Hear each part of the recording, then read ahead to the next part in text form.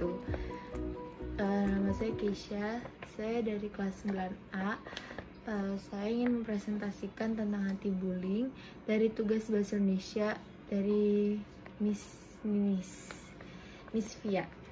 Oke. Assalamualaikum warahmatullahi wabarakatuh.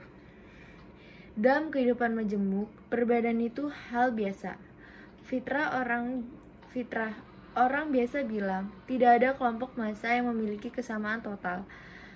Habit, hobi, suku, bahasa, agama, skill, pola pikir, sikap, dan lainnya selalu menjadi pembeda. Karenanya, kita perlu memahami ini agar tidak mudah ngejudge orang lain. Mudahnya ngejudge kepada sesama mengakibatkan seorang mudah merasa lebih benar dari orang lain, lalu tanpa sadar muncul sikap orang benci. Saat momennya cocok, tidak segan dideskripsikan melalui perilaku bullying, yaitu perilaku agresif disengaja yang menggunakan ketidakseimbangan kekuasaan atau kekuatan. Belakangnya, perilaku bullying makin ngehits.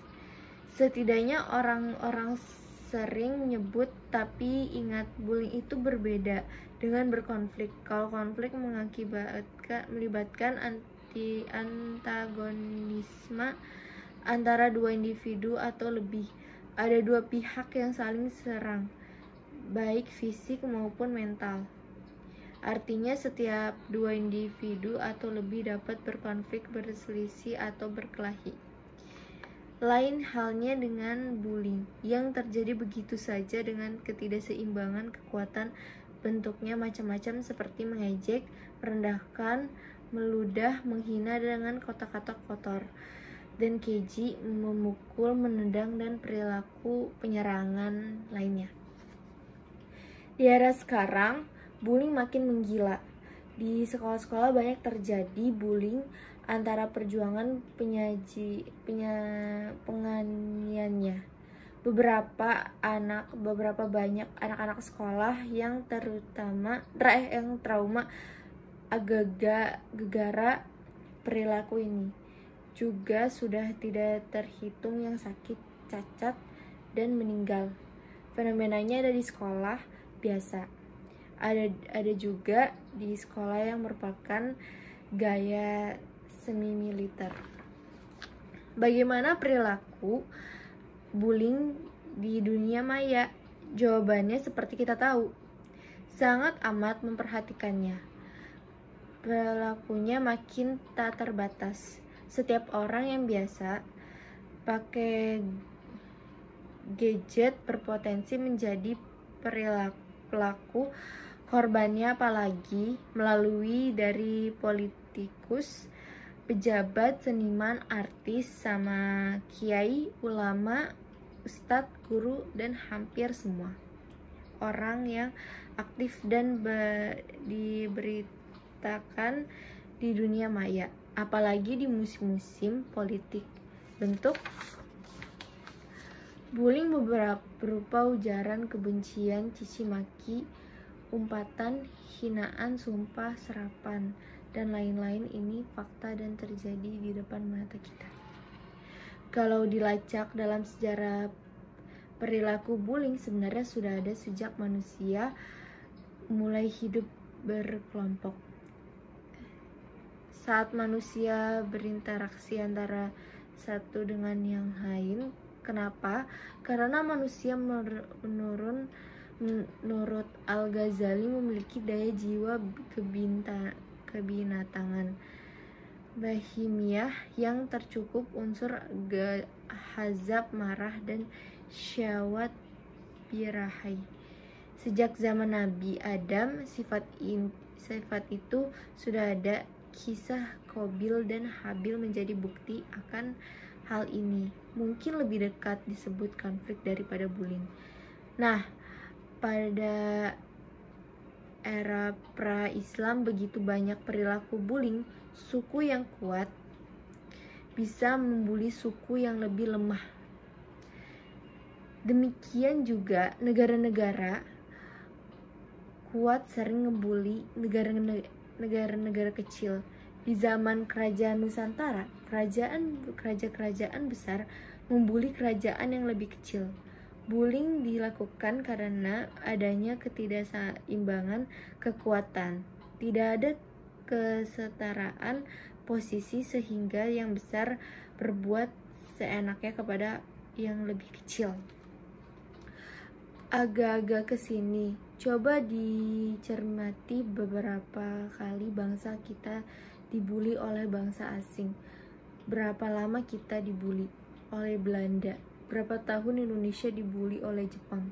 Berapa kali kita dihina, direndahkan dan disepelekan oleh negara-negara maju? Ini semua karena ketimpangan kekuatan tidak proporsionalinya informasi dan daya tawar di panggung dunia. Jadi, perilaku bullying memang menyakitkan dan terjadi sepanjang sejarah umat manusia. Lalu bagaimana menurut Islam? Bullying menurut Islam. Islam diturunkan justru untuk memberantas perilaku bullying dalam berbagai bentuknya.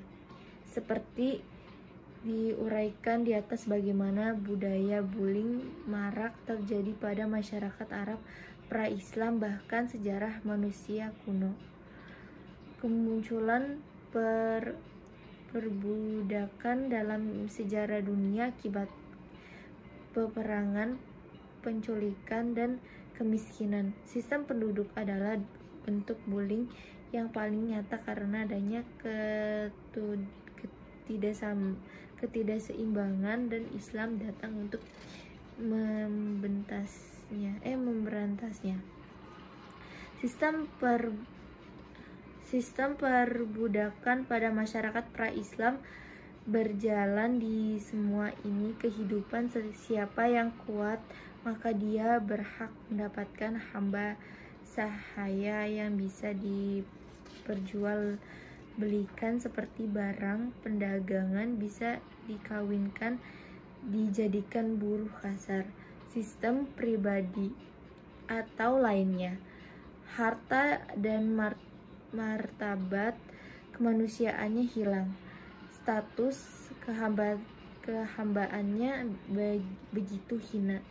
Sering mendapatkan cemohan, perlakuan kasar, dan perilaku tidak adil lainnya. Karenanya Islam datang dengan misi yang sangat luhur. Sistem ajarannya mengarahkan pada penghapusan perbuatan secara gradul, bertahap, tidak frontal. Contohnya adalah pelaksanaan hukum kafarat bagi orang yang melanggar sumpah. Sumpah munakidah, yaitu sumpah yang dilakukan seseorang bahwa ia akan melakukan sesuatu di masa yang akan datang atau tidak melakukan sesuatu, namun sumpah itu dilarangnya. Bentuk sumpah ini dikenai hukum kafarat sumpah sebagaimana difirmankan dalam Qas Al-Maidah 89, yakni memberi makna 10 orang miskin, memberi pakaian mereka, atau kemerdekaan budak.